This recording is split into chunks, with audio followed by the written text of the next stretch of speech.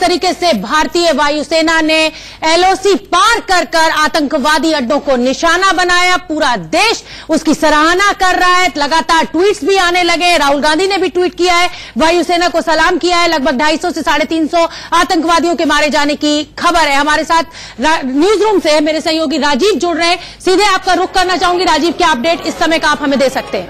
शोभना, इस बीच की हम सब बात करें कि जो एलओसी के पार एयर स्ट्राइक हुई है, लेकिन अब गुजरात बॉर्डर पर चलते हैं। यहाँ पर एक सर्विलांस ड्रोन जो कि पाकिस्तान की तरफ से बॉर्डर पर मौजूद था, उसे मार गिराया है वायुसेना ने।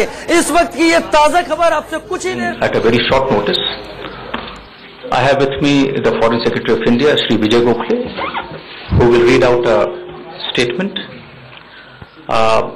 We will not take any questions after FS finishes his reading out the statement. Sir, the floor is yours.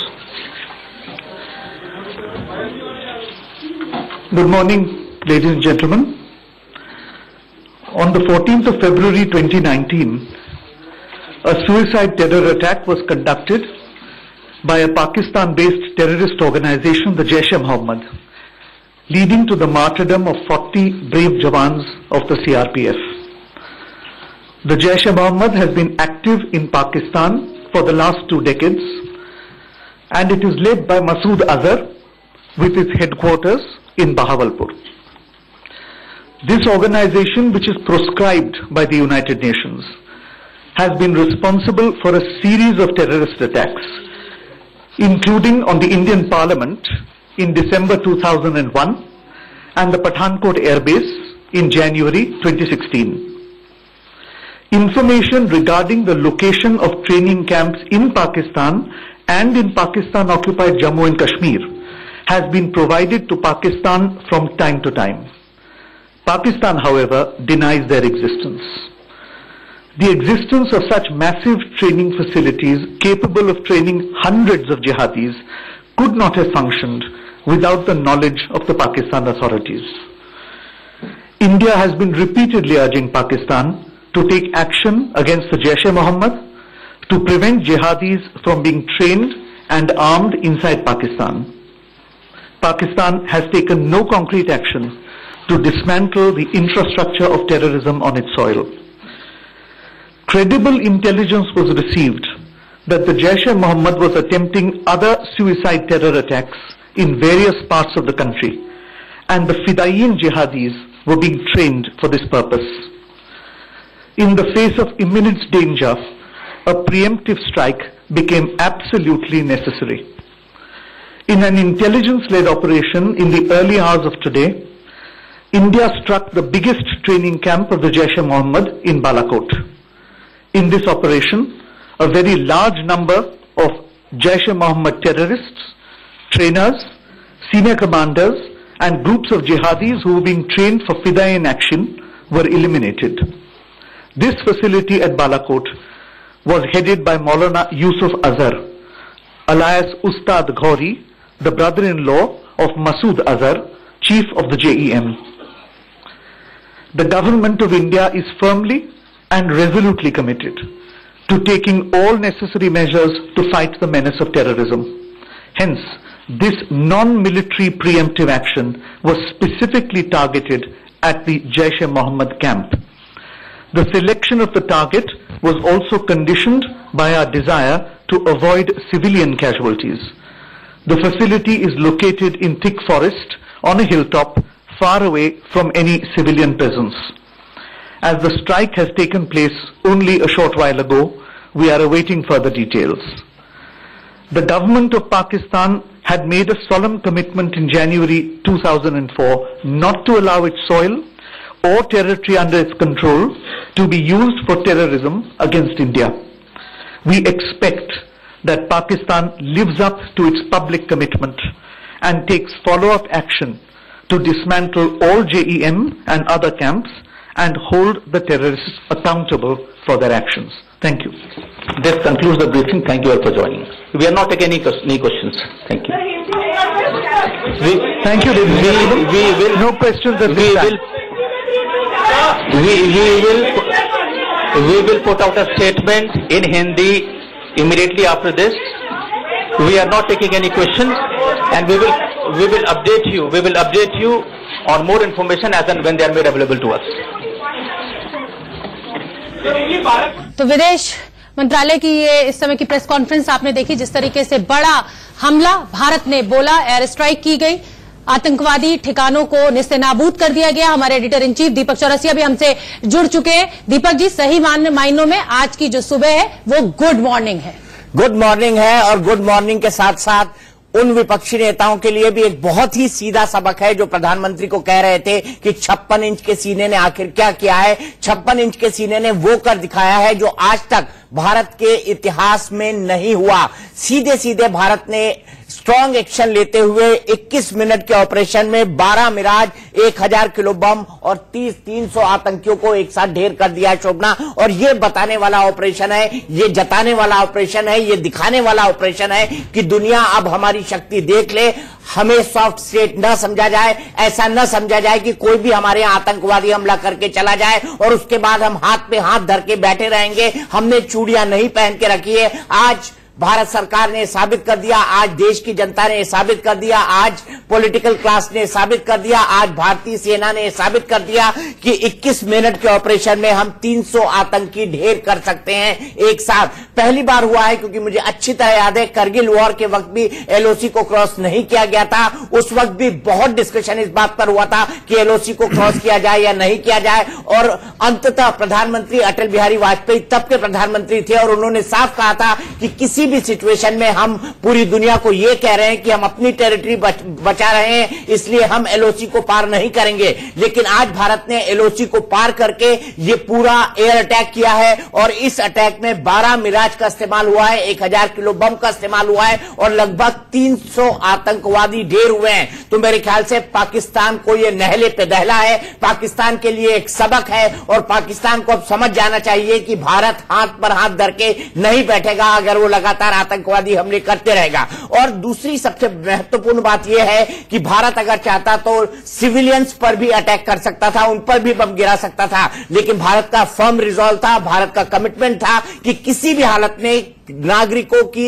हद को हताहत नहीं किया जाएगा। और ये जो आतंकवादी हमला हुआ है, ये आतंकवादियों पर हुआ है, ऐसे टेरर कैंप पर हुआ है जो जैश ए मोहम्मद के लिए काम करता था। और जो फॉरेन सेक्रेटरी विजय गोखले, अभी उन्होंने बताया कि इसकी इंटेंसिटी और बाकी चीजें कितनी थी और किस तरीके से इस पूरे ऑपरेशन को अंजाम दिया गया है। शोभना, बिल्कुल। और दीपक जी, जिस तरीके से आपने कहा, तो अब एक तरीके से यह भी कहेगा भारत इंटरनेशनल कम्युनिटी को, हालांकि किसी को कुछ बताने की जरूरत नहीं है, हमारी जवाबदेही किसी के लिए नहीं है, हमारे ऊपर हमला किया तो हम रिटेलिएट करेंगे, लेकिन हमने नागरिकों को निशाना नहीं बनाया, सिर्फ आतंकवादियों को। संवेदनशीलता ये हमारी दिखाता है, और कहीं ना कहीं ये हमने अपने सेल्फ डिफेंस में किया है कि आप हमें मारोगे तो हम रिटेलिएट करेंगे। बिल्कुल, सेल्फ डिफेंस का अधिकार हमारे पास है। और जब पुलवामा हमला हुआ था, उस पुलवामा हमले के बाद जितने भी सदस्य देश थे जिन्होंने यूनाइटेड नेशन सिक्योरिटी काउंसिल के इस रेजोल्यूशन में भारत के समर्थन में वोट किया था और जिसने हमले की निंदा की गई थी, उसमें भी साफ कहा गया था,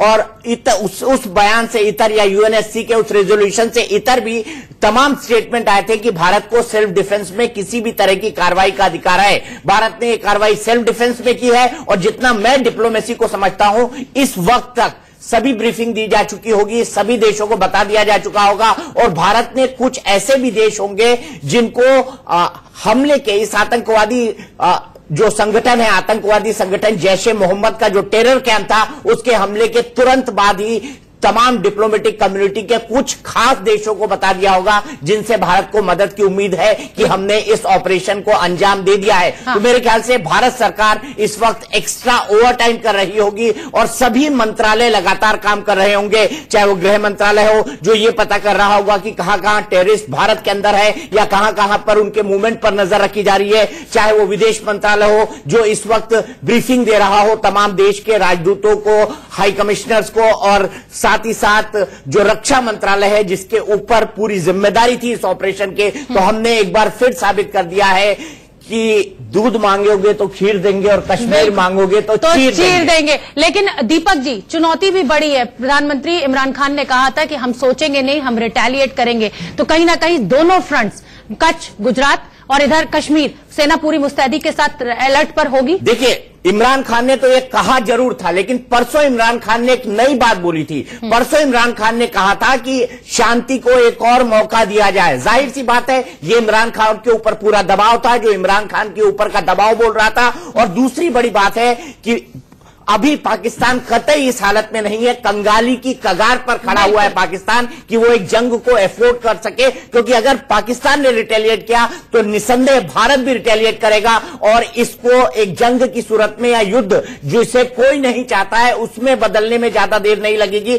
तो मुझे लगता है एक गार्डेड स्टेटमेंट पाकिस्तान की तरफ से आएगा। पाकिस्तान यही कहेगा कि हाँ, एलओसी को क्रॉस प्लेन्स में किया था। सर वीडियो जारी कर रहे हैं, वीडियो जारी कर रहे हैं, लेकिन उनको मुंह बचाना होगा और मुंह बचा के वो ये कह सकते हैं कि ये विमान पाकिस्तान की सीमा में यानी पाकिस्तान ऑक्यूपाइड कश्मीर में तो आए थे, लेकिन किसी को निशाना नहीं बनाया जा सका। और जो पाकिस्तान एयरफोर्स है, इन्होंने इन विमानों को वापस खदेड़ दिया। ये एक सेल्फ डिफेंस वो सोच सकते हैं। ये मैं सिर्फ फेस सेविंग के लिए एक आर्ग्यूमेंट के तौर पर आपको बता रहा हूं। बिल्कुल ठीक है। और एक बड़ा पैनल भी मेरे साथ जुड़ा हुआ है, यासिर जिलानी जी आरएसएस मुस्लिम मोर्चा से, दीपक झा पॉलिटिकल एनालिस्ट है, मेजर जनरल योगी बहल है हमारे साथ, हमारे चीफ एडिटर मनीष अवस्थी भी मौजूद है। मेजर जनरल योगी बहल, आपका मैं रुख करना चाहूंगी, क्या माना जाए, ये पहली तस्वीर है, पिक्चर अभी बाकी है? मैं इसका उत्तर जो है दो पॉइंट्स में देना चाहता हूं जी। पहली बात तो ये है कि अभी तक ये सोच लिया गया था कि हमारे जवान जो कश्मीर में मिलिटेंट्स के साथ में लड़ रहे हैं या मिलिटेंट्स को मार रहे हैं, वो उनके ऊपर जितना भी ह्यूमन वायलेशन, राइट वायलेशन हो रहा है, उनके साथ उनके खिलाफ जितनी भी मुखालफत हो रही है, उसका कोई हम रिएक्शन नहीं करेंगे, उसका कोई एक्शन नहीं लेंगे हम। पाकिस्तान ने सोच लिया था कि हम कश्मीर में उनका पूरा मुद्दा बैठा हुआ है, वहां पर उनका पूरा दबदबा है, जो कि हमने सिद्ध करने की कोशिश करी है कि ऐसा कुछ नहीं है, हम जो चाहेंगे वो कर सकते हैं और जहां चाहेंगे कर सकते हैं। दूसरी बात यह है कि हमने जो हमला किया है, हमारी एयरफोर्स ने जो हमला किया है, हमने अपने ही इलाके में किया है। बिल्कुल। पीओके जो है वो हमारा अपना इलाका है, हमने कोई इंटरनेशनल बॉर्डर क्रॉस नहीं किया है। तो हमने वहां पर जाकर के ये गुट बैठे हुए थे मिलिटेंट्स के जो है जैशे मोहम्मद के, उनको ही बर्बाद किया है हमने। और जो 200-300 कह रहे हैं सही हो सकता है, सही फिगर हो या इससे भी ज्यादा हो सकता है। बिल्कुल, एक के बदले 10 नहीं तो एक के बदले 9 तो ले ही आए, ये अंदाजन है, 9 तो मार ही दिए, ये अंदाजन है जी। मनीष अवस्थी, तीसरी चीज ये है जी। अच्छा, आप अपनी बात पूरी कर लीजिए। कि हम उस इलाके में जाने के से हमने एक मैसेज और किसी को दिया है, दूसरे मुल्क को मैसेज दिया, और वो मुल्क है चाइना। क्योंकि चाइना की जो सीपैक चल रही है वो पीओके के अंदर से चल रही है, और चाइना शायद ये सोच कर बैठा रहा होगा कि हम ऐसा कोई हरकत नहीं करेंगे, क्योंकि अगर डोकलाम में आए थे, पहले वो आए थे, तब हमने उनको रोक करके खदेड़ा है। हमने खुद हम कभी बॉर्डर क्रॉस नहीं किया है। तो उनका वो जो विश्वास था कि वो हिंदुस्तान पहल नहीं करेगा, तो हमने वो भी करके दिखा दिया है कि हम पहल कर सकते हैं जहां पर हमको जरूरी है। मगर हम शांति प्रिय मुल्क है हमारा, हम जबरदस्ती किसी को उसको काम में। मेजर जनरल, आपसे ये भी समझना चाहूंगी कि क्या हमने कहीं ना कहीं ये भी बताने की कोशिश करी है कि हम वॉर नहीं चाहते हैं, अगर आतंकवादी हमसे अटकेंगे तो हम आतंकवाद को पाकिस्तान में जाकर जवाब देंगे, हमारा रिहायशी इलाकों से, नागरिकों से कोई लेना। बिल्कुल सही कहा आपने। और इसके अलावा मैं एक चीज और कहना चाहता हूँ, पिछले कोई 1 महीने से जब से राफेल का सिलसिला शुरू हुआ है, तो इंप्रेशन बन गया था भारत में कि हमारी एयरफोर्स कमजोर है।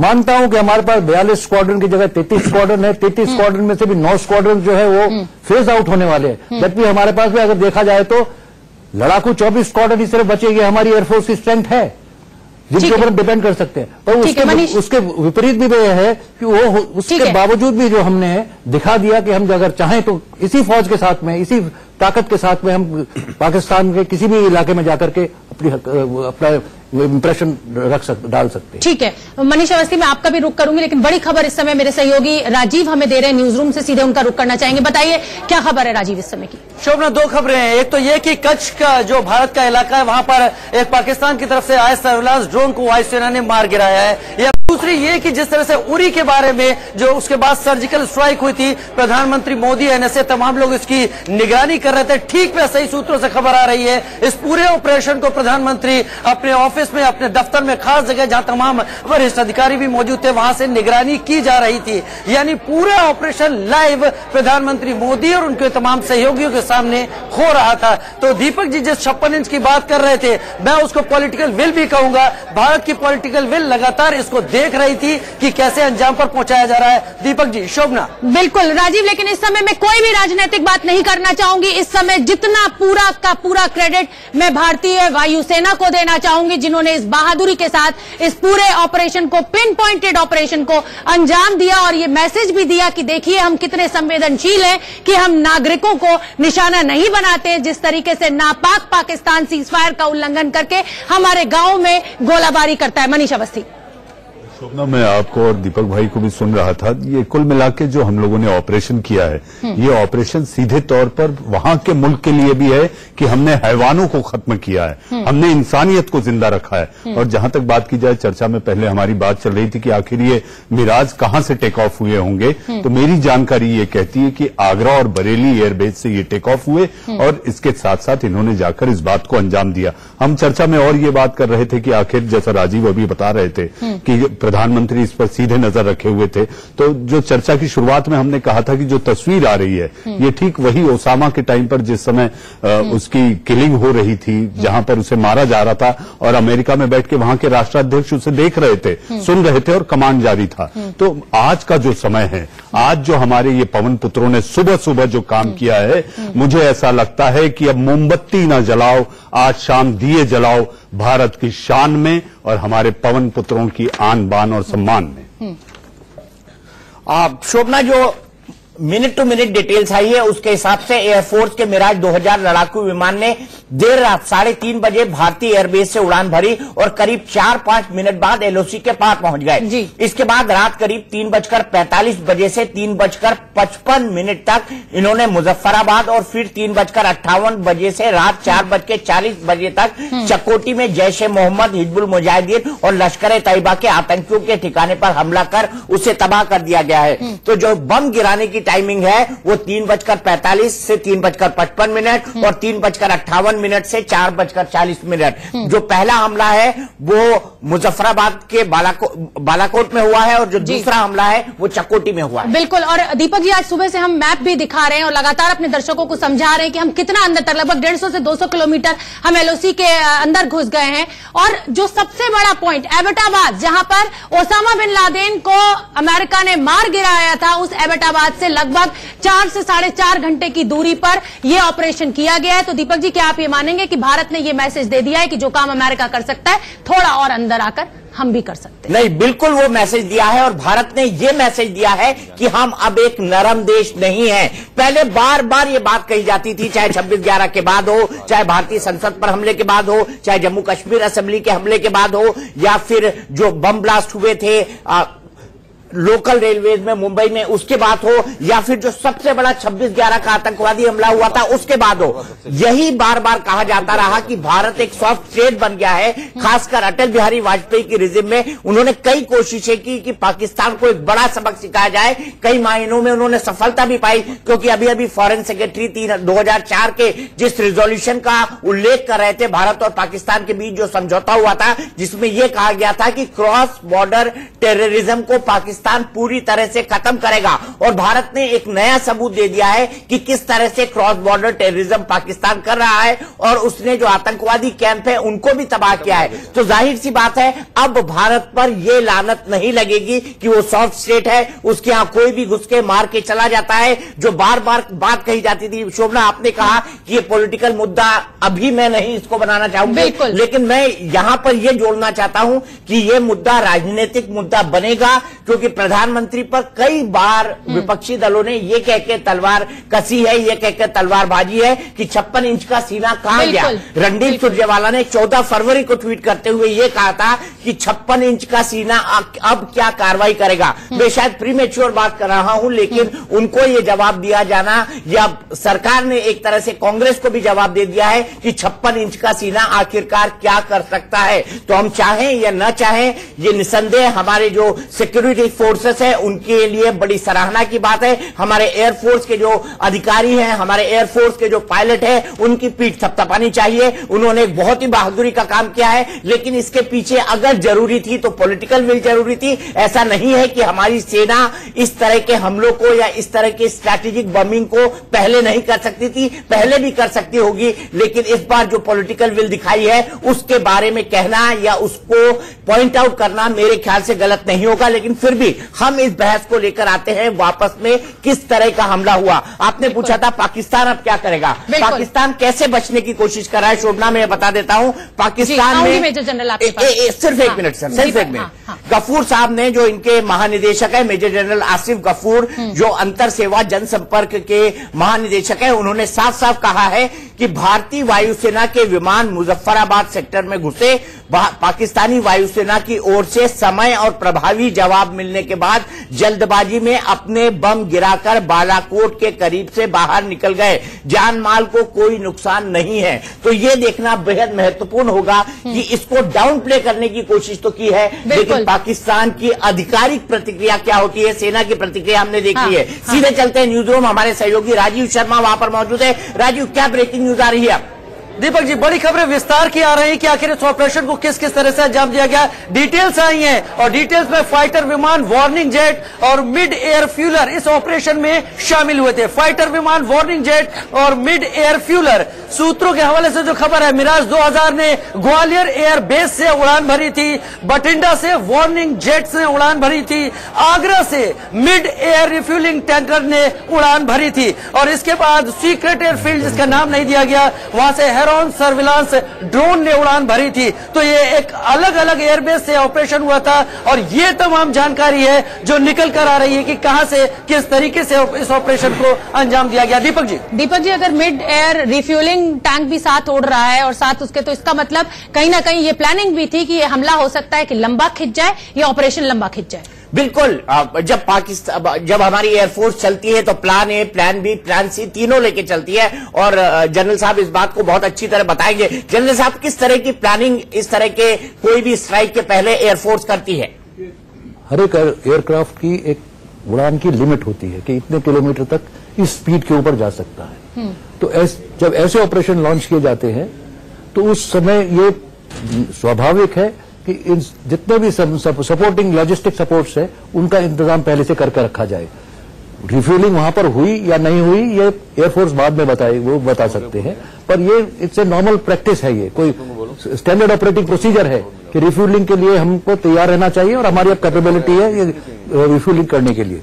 मैं एक पॉइंट कहना चाहता था कि पाकिस्तान के अंदर भी जो है आतंकवाद का बड़ा भारी प्रभाव पड़ा हुआ है, और उनके प्राइम मिनिस्टर जो है इमरान खान, वो भी चाहते हैं कि आतंकवाद खत्म हो जाए, मगर कई कारणों की वजह से, एक तो उनकी आर्मी की वजह से, ISI की वजह से वो कुछ कर नहीं पा रहे हैं। मेरे ख्याल से हमने जो है इमरान खान की मदद करी है। अगर 350 मिलिटेंट्स को हमने मार दिया है तो हिंदुस्तान इमरान खान की इनडायरेक्टली मदद कर रहा है। हाँ। और हमें और ऐसे टारगेट लेकिन सेना तो पीछे से डंडा मारेगी इमरान खान को, जिसके कंट्रोल में, जिसकी कठपुतली है इमरान खान। नहीं, इमरान खान को डंडा इसलिए नहीं मारेगी क्योंकि एयरफोर्स, उनकी एयरफोर्स की कमजोरी है, तो रिएक्शन नहीं, ठीक टाइम पे रिएक्ट नहीं कर सके। उनकी आर्मी की कमजोरी है कि वो अपने उनको संभाल नहीं सके। तो सब जबकि जानते थे कि भारत कोई बड़ी कार्रवाई को अंजाम देने जा रहा है। हम भारतवर्ष जो है बल्कि एक प्रकार से इमरान खान की मदद कर रहा है। ठीक है दीपक जी, अजीत श्रीवास्तव भी हमारे साथ। बिल्कुल, अजीत के पास चलते हैं, और अजीत एक ही सवाल आप लोगों से पूछेगा कि इस एयर स्ट्राइक के बारे में उनका क्या सोचना है, क्या कहते हैं लोग, क्या कहते हैं दिल्ली के हमारे साथी लोग।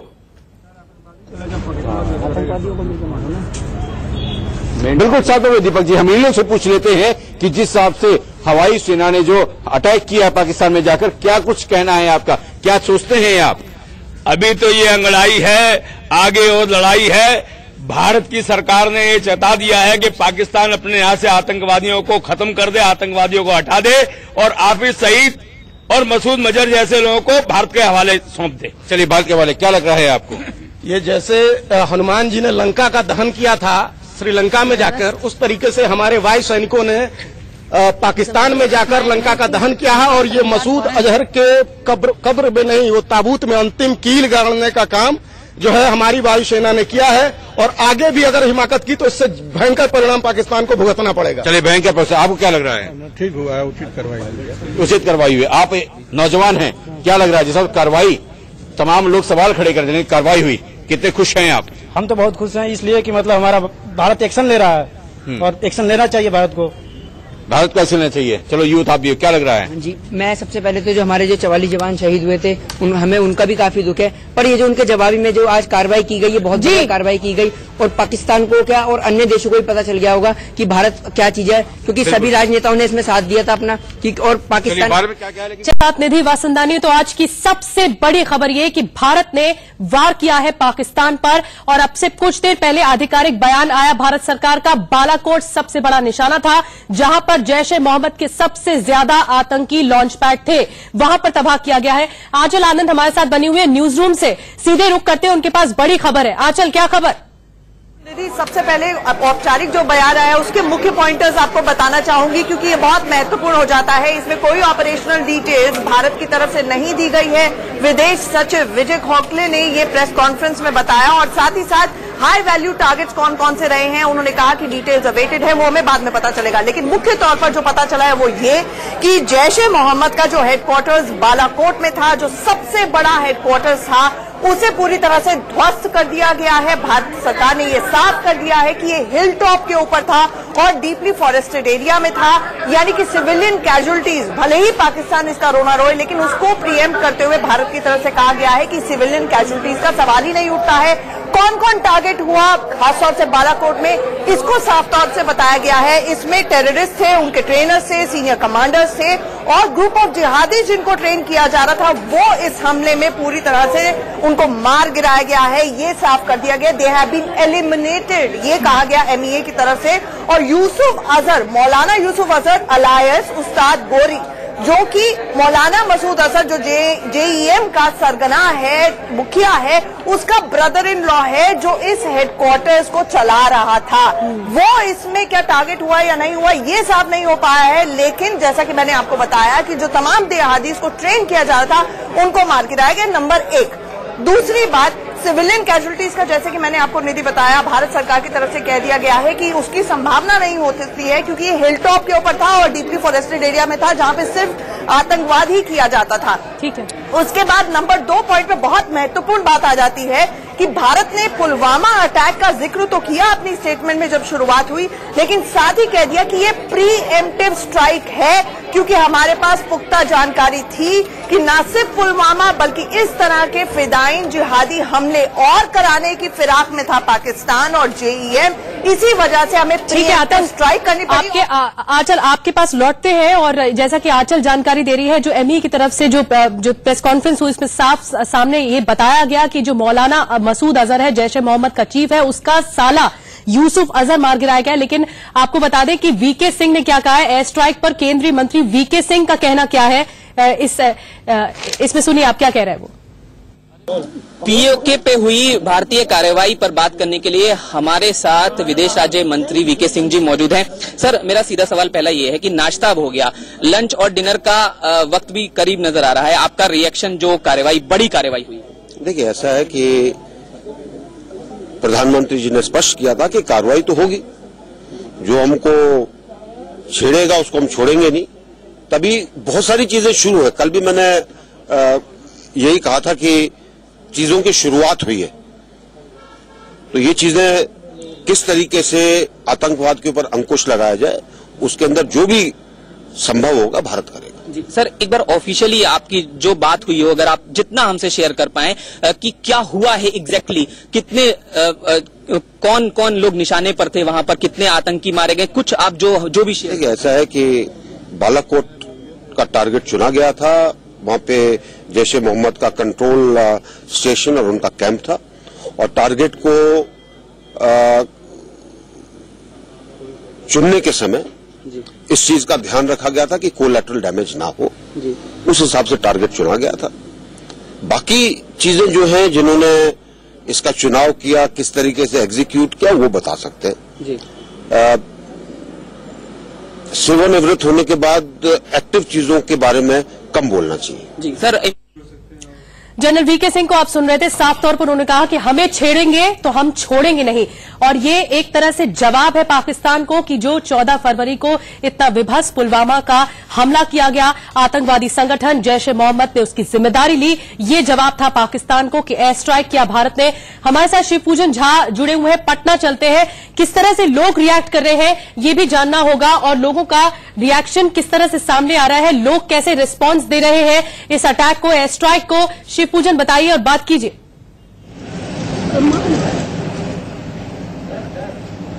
देखिए, हमारे साथ कुछ लोग मौजूद हैं, तख्त उन्होंने रख रखी है, इसमें लिखा हुआ है पाकिस्तान मुर्दाबाद। मुर्दाबाद के जबरदस्त नारे लगे रहे थे और सब लोग बेसब्री से इंतजार कर रहे थे कि आखिर भारत कब जो है जवाबी कार्रवाई करेगा, पुलवामा का बदला लेगा। आखिरकार बदला पूरा हुआ, आप क्या मानते हैं? एकदम बदला पूरा हुआ। अभी जो है मरते रहना चाहिए। अभी जब तक जो है टोटल आतंकवादी वो आगे खत्म नहीं हो जाता है, तब तक इंडिया को जो है मारते रहिए। बहुत ही और ये चाह रहा और हमला किया जाना चाहिए, आप इत्तेफाक रखते हैं? हाँ, और हमला किया जाना चाहिए तब तक जब तक वहां से आतंकवादी की आपूर्ति होना बंद नहीं हो जाए। लॉन्च पैड्स जो थे उसे खत्म किया गया है। बहुत अच्छी बात है। पाकिस्तान का हेड मुखिया अजहर मसूद जैसे मोहम्मद को मार गिराया जाए, तभी हम लोग भारतवासी खुश होंगे। आपकी क्या सोच है? जबरदस्त कार्रवाई की है भारत ने पाकिस्तान के खिलाफ। देखने को मिल रहा है जिस तरह से पटना से तस्वीरें सामने आ रही है। शिवपूजन जब बात कर रहे थे लोगों से, साफ तौर पर आक्रोश निकलकर सामने आ रहा था पाकिस्तान के खिलाफ। विजय मिश्रा हमारे साथ लखनऊ से हैं और इसके अलावा सरस्वती चंद हमारे साथ भोपाल से भी जुड़े हैं। विजय, आपके पास आना चाहेंगे, वहां पर किस तरह का माहौल आप देख सकते हैं? लोगों से आपने बातचीत की होगी, जब सुबह से यह खबर सामने आई है तो लोग किस तरह से रिएक्ट कर रहे हैं? विजय से संपर्क हमारा टूटा है, लेकिन भोपाल से हमारे साथ सरस्वती चंद भी मौजूद है। सरस्वती, ओवर टू यू, आप बताइए वहां पर किस तरह से लोग रिएक्ट कर रहे हैं? देखिए, मैं आपको भोपाल की बात बताना चाहूंगा कि हमले की घटना के बाद लगातार जोश में है जनता और जश्न मनाया जा रहा है। इस वक्त हमारे साथ भोपाल में लोग हैं, उनसे जानते हैं। बड़ा हमला हुआ है और कहीं न कहीं एक बदला है वो लिया है, और भी होना चाहिए हमला। हम तो ये चाहते हैं, ये तो अभी हमारी शुरुआत है, आगे देखिए क्या क्या होता है। मोदी जी ने अपना जो बोला था भाई काम मैं करूंगा, और उन्होंने शुरू कर दिया है। आगे भी हमारे को इसलिए उम्मीद है मोदी जी से कि आगे भी करेंगे। सुबह से आप लोग टीवी पर बैठे हुए हैं जी। बदला तो लेना ही है पाकिस्तान से। जो भी हमारे हिंदुस्तान के ऊपर कुछ भी करेगा तो मोदी जी एक की जगह 10 सिर काट के लाएंगे ही लाएंगे। बताइए, आप सुबह से टीवी देख रहे थे, कैसा फील हो रहा है, कैसा महसूस हो रहा है? बहुत बढ़िया महसूस हो रहा है। पाकिस्तान की होनी चाहिए खड़ाई। अंकल, आप भी देख रहे थे, और भी लोगों से बात हुई होगी आपने बताया मैं दूसरे टीवी देख रहा था, कैसा? मैंने जिन जिन लोगों से मोबाइल पे भी मेरी बात हुई है, तो उन लोगों ने भी भाई बहुत सराहना करी है, और आगे भी होना चाहिए। भारत माता की जय, भारत माता की जय। होना चाहिए, और भी होना चाहिए झगड़े।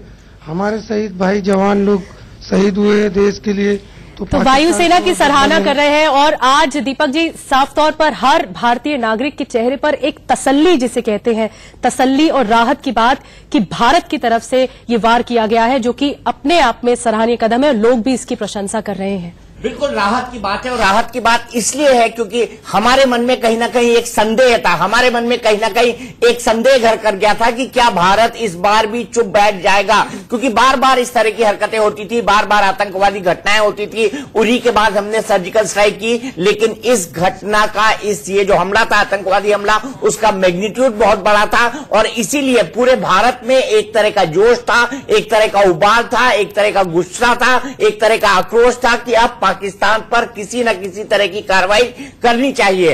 और मंगलवार रात को यह कार्रवाई करी है, और मंगलवार सुबह, माफ कीजिएगा सुबह हो गया, 3:30 बजे का वक्त, सुबह का वक्त होगा मंगलवार के हिसाब से पाकिस्तान के लिए। और इस कार्रवाई के बाद पूरे देश में खुशी का माहौल है। जनता ये कह रही है कि जो सरकार ने किया है वो ठीक किया। मनीष भाई, आप क्या कहते हैं, आप क्या कहेंगे पब्लिक के रिएक्शन देखकर?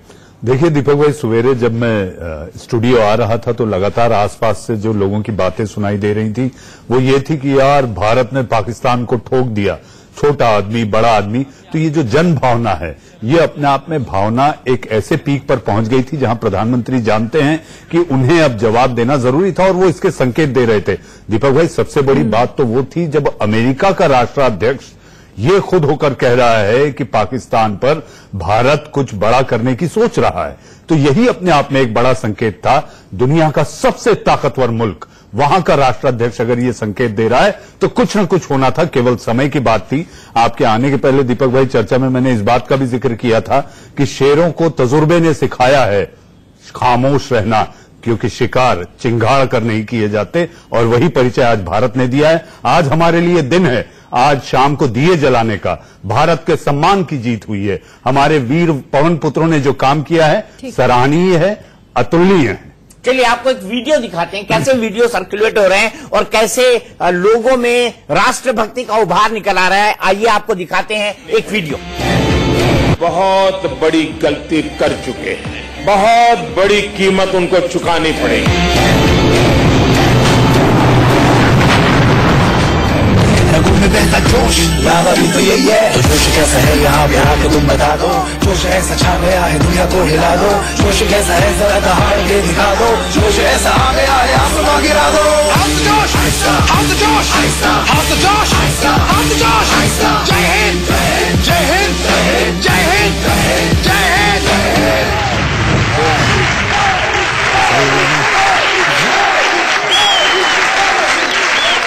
बहुत बड़ी गलती कर चुके हैं, बहुत बड़ी कीमत उनको चुकानी पड़ेगी। रगों में बहता जोश, याद अभी तो यही है। तो जोश कैसा है यहाँ के तुम बता दो। जोश ऐसा छा गया है दुनिया को हिला दो। जोश कैसा है जरा दहाड़ के दिखा दो। जोश ऐसा आ गया है आसमां गिरा दो। जोश, जोश, जोश, जोश। जय हिंद, जय हिंद, जय हिंद, जय हिंद।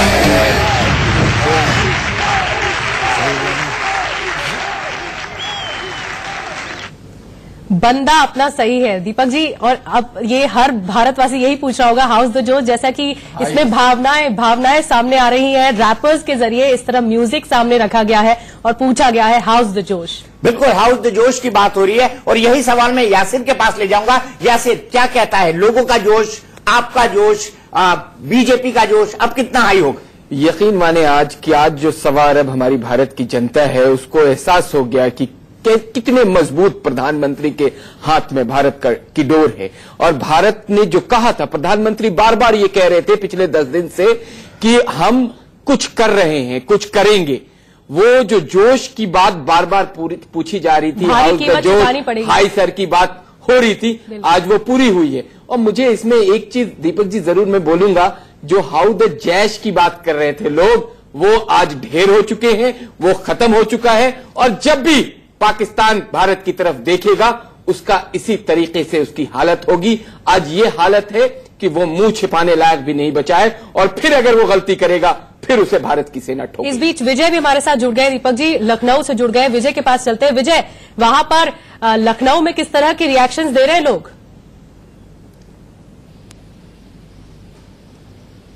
बिल्कुल सही कहा आपने कि सिर्फ पूरे देश में इस समय जो रिएक्शन है काफी पॉजिटिव है। मैं भी जहां पे खड़ा हुआ हूं इस एयर स्ट्राइक के बाद वो लोग काफी ज्यादा खुश नजर आ रहे हैं। मैं इन लोगों से बातचीत करता हूं। जैसे ही आपको जानकारी हुई कि भारत की तरफ से एयर स्ट्राइक हुआ है, कैसे लगा आपको, मतलब क्या आपकी फीलिंग आई अंदर से? बहुत अच्छा हुआ और हम अपने आर्मी को सलाम करते हैं। आज 100 करोड़ देश की जनता आदरणीय प्रधानमंत्री जी को धन्यवाद दे रही है।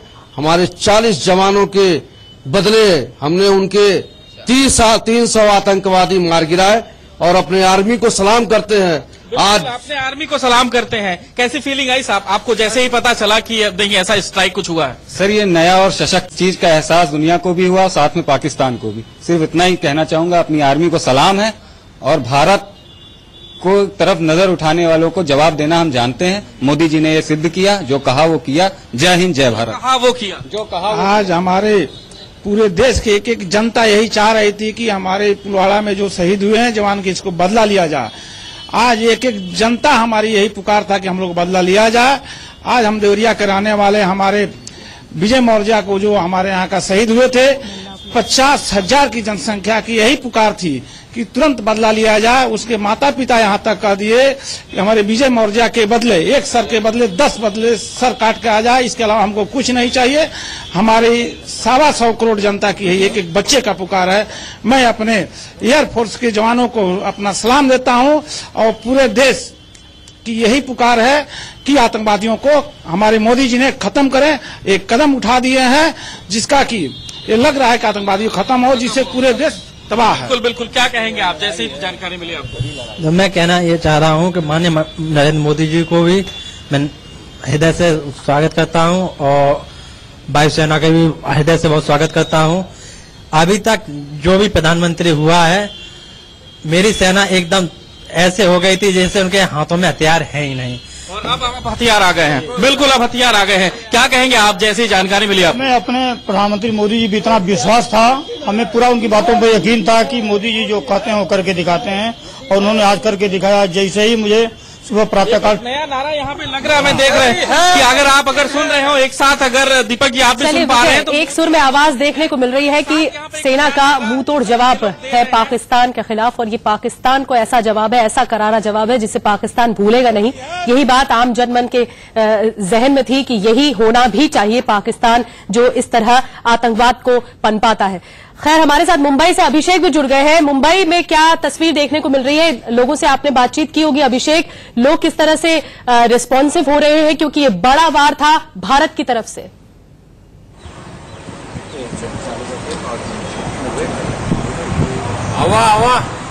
बिल्कुल, देखिए दीदी, इसमें दो बात नहीं है कि मुंबई के लोग इसमें खुश ना हो, क्योंकि हर कोई इस बात का इंतजार कर रहा था कि इस जो खुशखबरी है लोगों को सुनने को मिले। इसलिए हमारे साथ देखकर तमाम लोग हैं वह कहीं ना इस बात को लेकर बहुत ज्यादा खुश है कि कम से कम भारत ने एक ऐसा हमला किया है जिससे पाकिस्तान साथ हमेशा हमेशा के लिए याद रखेगा। क्या कहेंगे, एक ऐसा हमले की जरूरत थी? इस हमले की इतना ही जरूरत थी, इसको मुंहतोड़ जवाब देना था। जो हमारे यहाँ 45 शहीद हुए थे, इसलिए भारत सरकार ने जो एक्शन लिया, मुंहतोड़ जवाब देने की जो शक्ति दी है, आइंदा पाकिस्तान कभी भी ऐसी हरकत नहीं करेगा कि भारत के ऊपर नजर डालेगा। और हमेशा ये उम्मीद किया जाता है अभी और भी वहाँ हमला होना चाहिए, पूरे भारत को नस्लबूद कर देना चाहिए। आइंदा कभी पाकिस्तान को नस्लबूद कर देना चाहिए, कभी भारत के ऊपर नजर उठा के देखे नहीं। बिल्कुल, पाकिस्तान को समझ लेना जरूरी। क्या कि पाकिस्तान को समझ दिखाया अच्छा लगा, बहुत बढ़िया लगा। 13वां दिन और पाकिस्तान की 13वीं एक साथ हो गई, और ऐसा मजा चखाया है कि दोबारा हिम्मत नहीं करेगा पाकिस्तान कि हमें क्या करना चाहिए आगे। एक तो हमारी जगह है, पाकिस्तान ऑक्युपाइड कश्मीर भी हमारी ही जगह है, जहां से आतंकवाद पनपता है और हमारे ही देश पे हमला करता है। इसलिए उनको ये सबक सिखाना बहुत ही जरूरी था, और ये आगे अगर ऐसा कुछ भी करता है तो और इससे बड़ा कदम उठाने की जरूरत है। बिल्कुल, आपको क्या लगता है कि बहुत अच्छा कदम? बिल्कुल, बहुत अच्छा कदम है। एक कहावत है टिट फॉर टैट, आज उस कहावत को उनको समझ में आ गया कि उसका असली मतलब क्या है। जैसे बिल्कुल, जैसे को तैसा करना बहुत जरूरी था। क्या कहेंगे आप, जैसे को तैसा जरूरी था? बहुत अच्छा था। तो सबसे पहले मैं भारतीय सेना को नमन करता हूँ, और भारतीय सेना इसी तरह से उनको मुंहतोड़ जवाब देती रहेगी, और अभी और भी अटैक उनके ऊपर होने बाकी है, और भी उनके ऊपर अटैक बाकी है, और उन्होंने अगर हमारे 10 मारते तो हम उनका 1000 मारेंगे। तो मुंबई के लोगों का आपने को सुना, साफ तौर पर उन्होंने ये कहा कि ये दरअसल जो वार किया गया है भारत की तरफ से, ये बदला है और मुंहतोड़ जवाब है पुलवामा हमले का पाकिस्तान को। और अगर अब भारत के साथ पंगा लेता है पाकिस्तान, तो उसको इसी तरह से मुंहतोड़ जवाब दिया जाएगा। फिलहाल हम चर्चा करते रहेंगे इस बड़े मुद्दे पर।